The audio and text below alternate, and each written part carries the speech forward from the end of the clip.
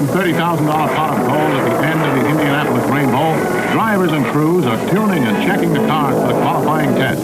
4 times around the 2.5-mile oval, and you either have it or you don't. The hopes, the aspirations, the heartaches of a year's work lie in the balance of a single qualifying run. The pressure is on among the 67 hopefuls who are straining to qualify, but it's only the 33 fastest cars who get to the race. Drivers' wives watch anxiously. Fingers are crossed. Drivers are pushing cars to the limit of mechanical and human endurance.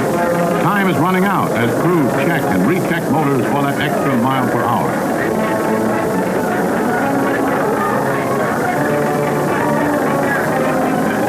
Weather is important. With only 2 weekends of qualifying, the rain can wash away your chances. But on the opening day of the qualifications, the day is bright and clear with a moderate wind. The stands are crowded with racing enthusiasts from all over the country. And year after year, the fans meet here at Indianapolis to renew old acquaintance. Jack McGrath in number 4 straps himself into his seat, and the track is cleared for the test. He moves out onto the track. A hushed expectancy hovers over the crews and spectators as he roars around.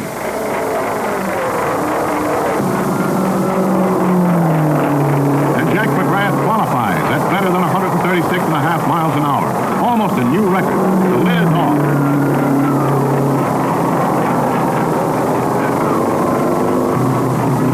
Sam Hanks guns his part all special around the track.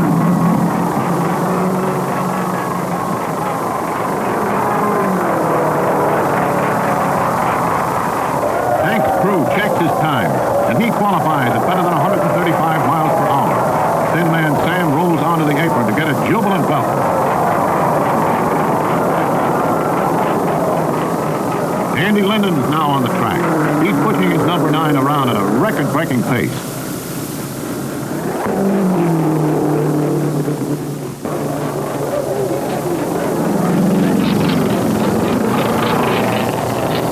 And he does it. At a new 10-mile qualifying speed of 137 miles an hour. What's the family for if not to share your happiness? Troy Ruttman moves out to take the test. He's the sprint champion of the West half-mile track. 22 years old and a family man, too, with 3 fine children. Ruttman qualifies.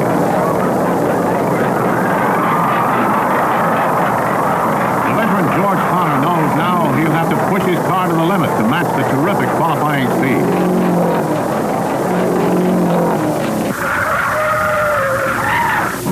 Connor's in trouble. Something let go and his rear wheels locked. Here he is at the end of a 700-foot skid. Look at those skid marks.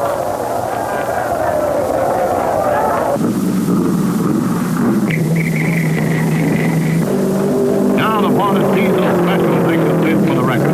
Flying Freddy Agajanian sets a new single-lap record of 139 miles per hour and pounds around the 4 laps to break the qualifying mark at 138 miles per hour.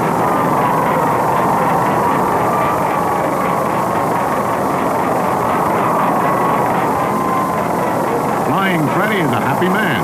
He's won the pole position for the race.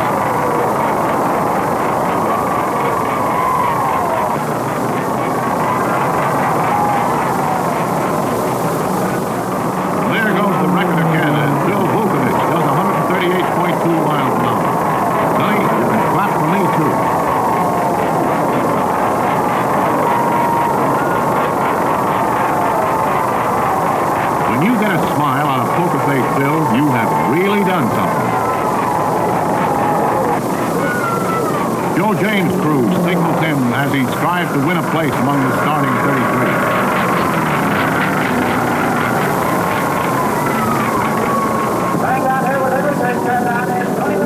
James qualified. Fortunately, there's been only one mishap so far in spite of the terrific pace.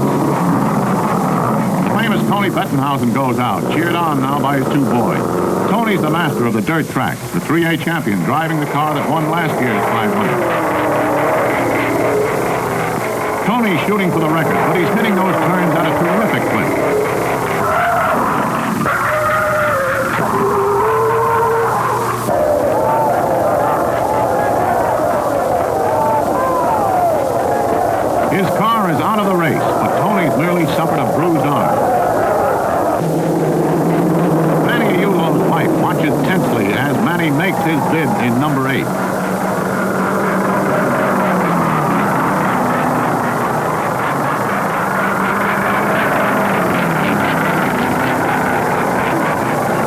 He's moving fast. He's qualified at better than 136 miles per hour. He's in the race, and he's safe.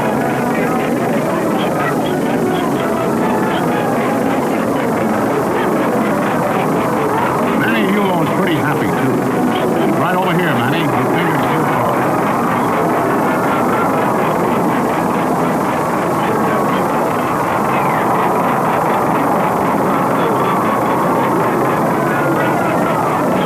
Looks like some people have all the luck.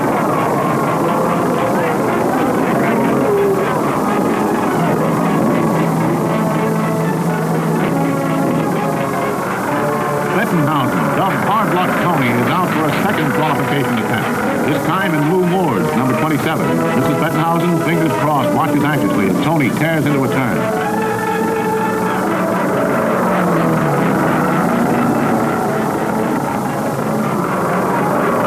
Tony qualified. Mrs. Bettenhausen is all smiles now.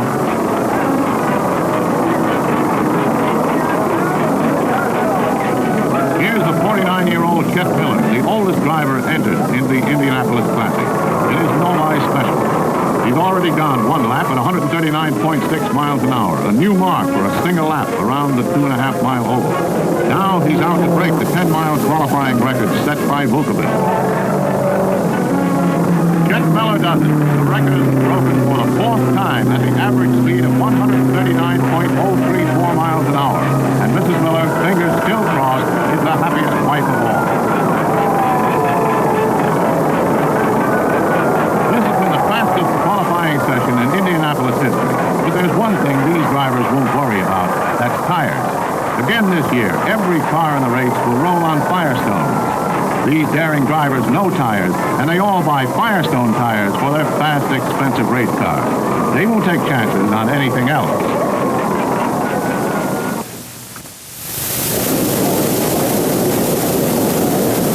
The dawn of race day.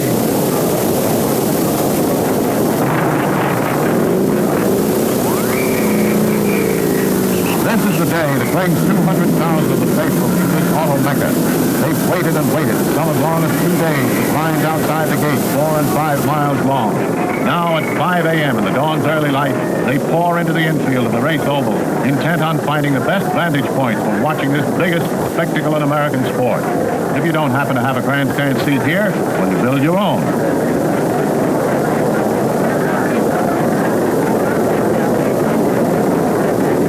With hours to wait before race time, an al fresco breakfast will taste good.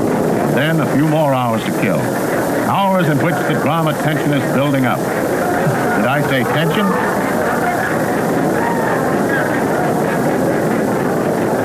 On the track, activity starts early. This is the preliminary work that builds into tense expectation. Cars and crews in the final stages of preparation. 1,001 important details. As the cars roll onto the track, tires are again checked by the Firestone tire engineers. Tires, you can well imagine, are all important. Nothing is left to chance. Pressures must be exact. Everything as perfect as human ingenuity can make it.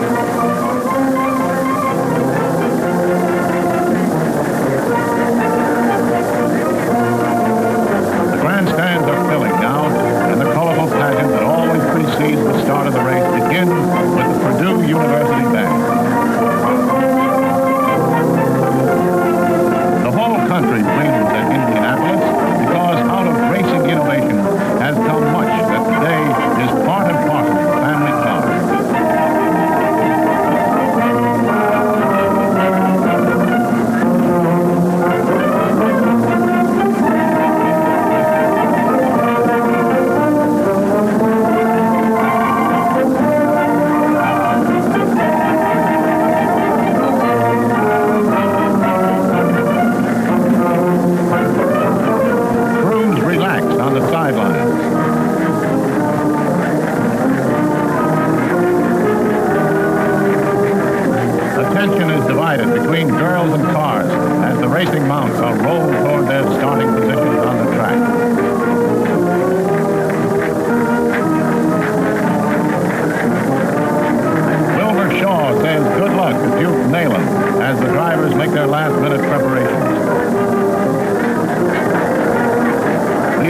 a chance, Bill Schindler's goggles are taped against the sun. Now they're in line to start.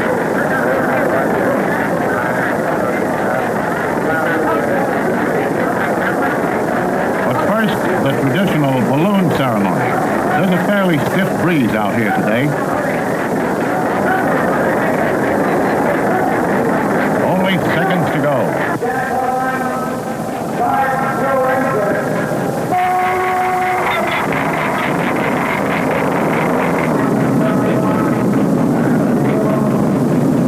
Pace lap begins. Once around the track, form into position, and the race will be on.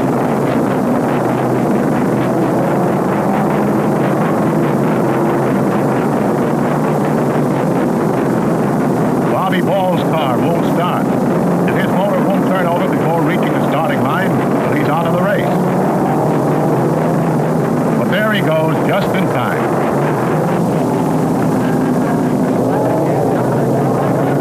Come, 11 rows of 3 in perfect precision.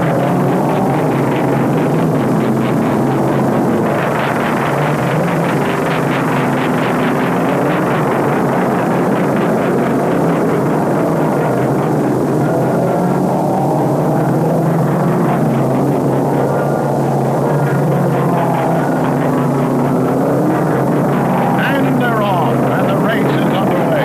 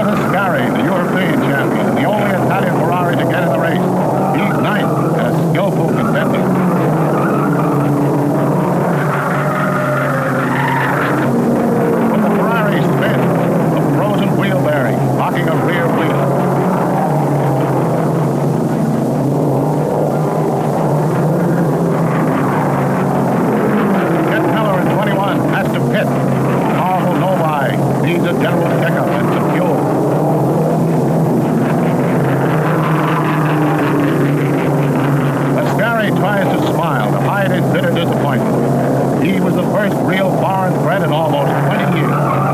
Bill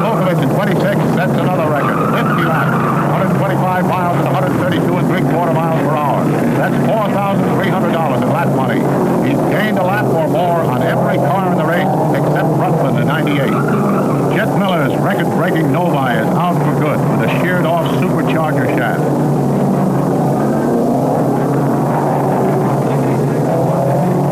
Sam Hanks in the Bardolph Special is now third, and he's crowding Ruttman in second place.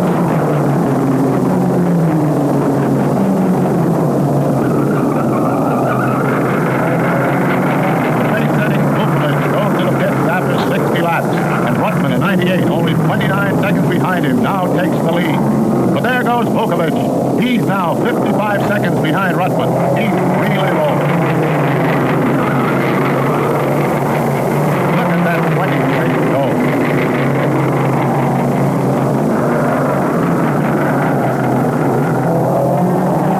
The diesel out of the race. An air feed to the turbo supercharger clogged by dirt. It's better to quit than to risk fire in the exhaust gases that might blow up car and driver. Ruttman, the 98, still in the lead, averaging 131 miles an hour. On the turns, tremendous speed and powerful side thrusts tend to tear the tire apart. These tires must hold, and they do, thanks to the genius of Firestone tire engineers. Ruttman has to go to the pit on his 82nd lap, with Vukovic only 44 seconds behind and moving up fast. And Vukovic again roars into the lead. Ruttman's car is on fire. Hot exhaust has ignited spilling fuel, but Ruttman stays in his seat.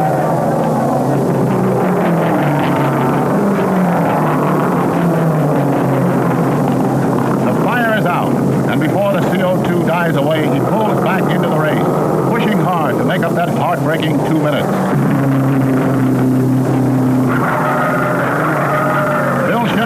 Spins right into his own pit. That was a close call, too, but a checkup shows Bill's car is okay. At 90 laps, Vukovic sets another record.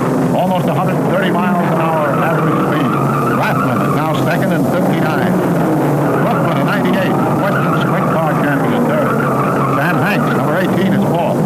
Tony Bettenhausen comes in for a quick check.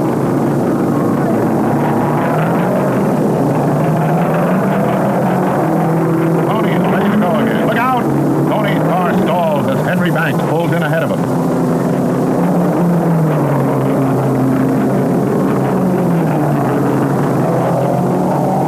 They can't get Bettenhausen's car started. He's out of the race. Tough race. Now Johnny Parsons, number 5, is making life miserable. Sam Hanks, number 18, in fourth place.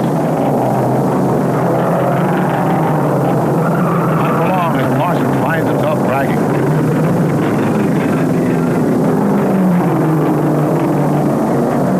Had transmission trouble, but it's not going to keep him out of the race. Vukovic and Ruttman are breaking all records in their battle for every lap. Some of these cars hit 165 to 175 miles an hour on the straightaways. At this lightning pace, heat buildup in the tires is terrific. No wonder they say 500 miles on the speedway equals 50,000 miles on the highway. Vukovic makes another pit stop, and Ruttman in 98 takes the lead on 135th lap, while Vukovic loses a precious 2 minutes in the pit.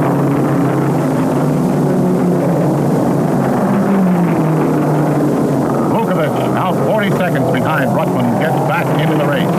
He's really driving hard now as he dives into the turn after Ruttman. Caution is tossed to the wind. It's all or nothing, and he's closing in. Ruttman's pit crew is warning that Vukovic is coming up fast, gaining it back at the rate of 4 seconds a lap.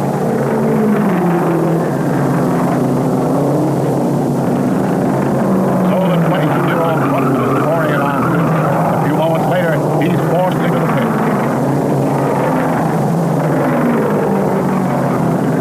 Once again, Vukovic takes over first place, while Ruttman waits to get underway. Pit stop has cost Ruttman 55 seconds, and Vukovic stays out in front of a 28-second lead. This chilling seesaw battle for first place going on now for over 400 miles. Only seconds apart, and time is running out. Every lap is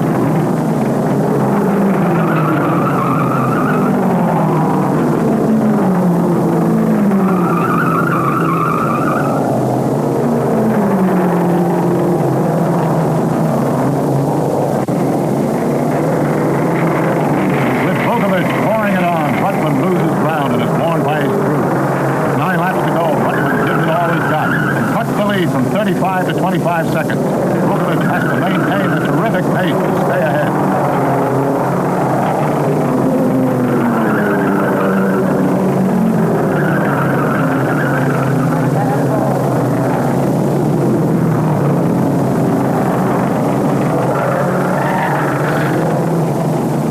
Hits the wall. With victory in sight, his steering gear goes out. Bill, luckily, is unhurt, but what a heartbreak. There's a guy who rode the race of his life, stayed within 9 laps of the greatest victory that the sport can bestow. And now Ruttman takes the lead.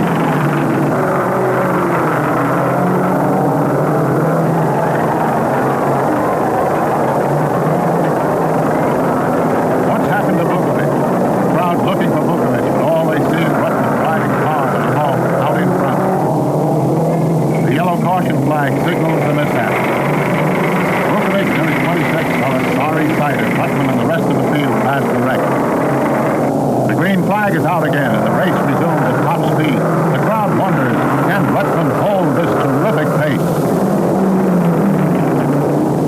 Ruttman gets the white flag, only 1 lap to go. Jim Rathman is now running second. Sam Hanks in the Bardolph Special is in third, and Wayne Carter, number 1, is fourth. And there's the checkered flag and victory for Troy Ruttman. 500 miles at a record average speed of 128.922 miles an hour.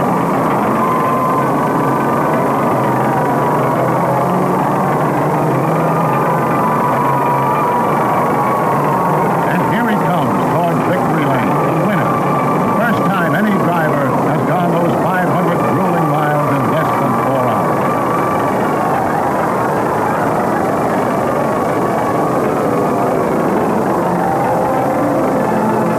Troy gets a refreshing drink, the 3-time winner of Wilbur Shaw's Victory Cup, while movie actress Arlene Dahl stands by. Troy's winnings, $61,743. Right now, Troy collects victory kisses from his wife and mother while the newsreel cameras grind. And to the Vice President of Firestone Research and Development, Ray Firestone, Troy gives heartfelt thanks for the performance of his tires. 500 blistering miles without tire trouble of any kind. The 29th consecutive winner to ride to victory at Indianapolis on Firestone. No doubt that Firestone tires are safety proved on the speedway.